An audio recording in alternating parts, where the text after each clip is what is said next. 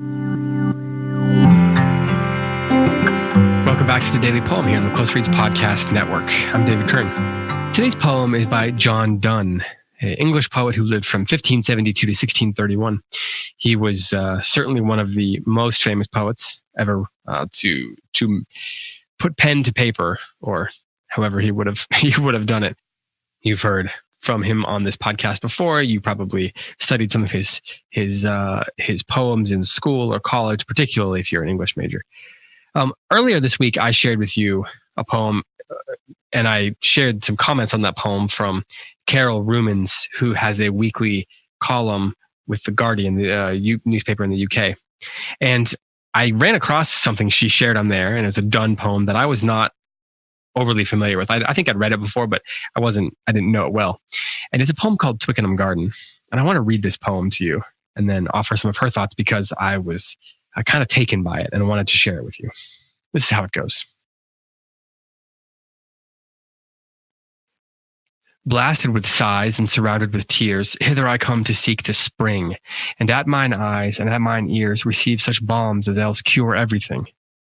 But oh, self-traitor, I do bring the spider love, which transubstantiates all, and can convert manna to gall. And that this place may thoroughly be thought true paradise, I have the serpent brought. 'Twere wholesomer for me that winter did benight the glory of this place, and that a grave frost did forbid these trees to laugh and mock me to my face. But that I may not this disgrace endure, nor yet leave loving, love, let me some senseless piece of this place be. Make me a mandrake, so I may grow here, or a stone fountain weeping out my ear. Hither with crystal phials lovers come, and take my tears, which are love's wine, and try your mistress' tears at home, for all are false that taste not just like mine. Alas, hearts do not in eyes shine, nor can you more judge women's thoughts by tears than by her shadow what she wears. O perverse sex, where none is true but she, who's therefore true, because her truth kills me.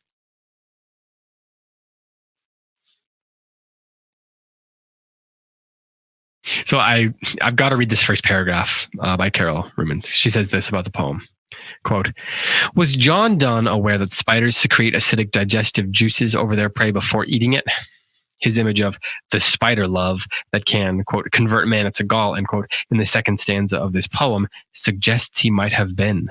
Whether or not informed by science, Donne's spider is a powerfully imagined poetic figure for disappointed love and the way it sours and infects everything the lover sees and hears. Jumping ahead just a bit here. The scene he sets is dramatic and disordered, an instability embodied by fluctuating rhymes.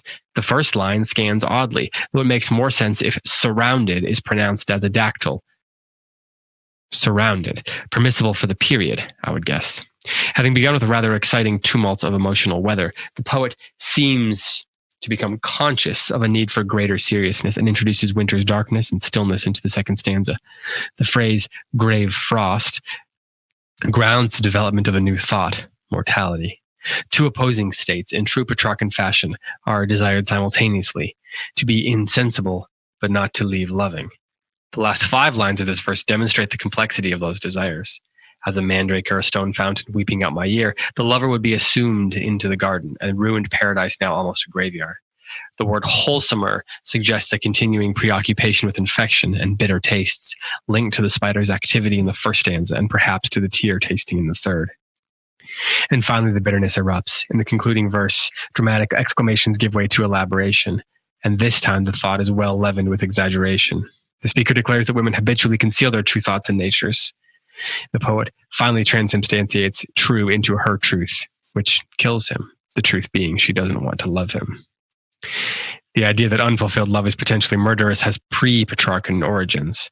Donne's poem is like a bridge, reaching from the 15th century Neapolitan love lyric through Petrarchism to an acid-spotted modern Arcadia, complete with blight, bugs, and bad weather. That's a great write-up on a very interesting poem, and I wanted to share it with you. So you're getting some Donne and some Carol Rumens this week. I'll go ahead and read it one more time for you, and then we'll be done for the day.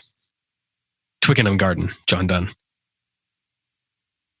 Blasted with sighs and surrounded with tears, hither I come to seek the spring, and at mine eyes and at mine ears receive such balms as else cure everything.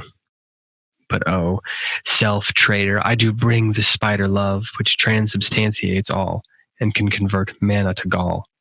And that this place may thoroughly be thought true paradise, I have the serpent brought. 'Twere wholesomer for me that winter did benight the glory of this place, and that a grave frost did forbid these trees to laugh and mock me to my face. But that I may not this disgrace endure, nor yet leave loving, love, let me some senseless piece of this place be. Make me a mandrake, so I may grow here, or a stone fountain weeping out my year. Hither with crystal phials, lovers, come and take my tears, which are love's wine, and try your mistress' tears at home, for all are false that taste not just like mine. Alas, hearts do not in eyes shine, nor can you more judge women's thoughts by tears than by her shadow what she wears. O perverse sex, where none is true but she, who's therefore true because her truth kills me. This has been the Daily Poem. Thanks for listening. I'll be back tomorrow with another poem for you.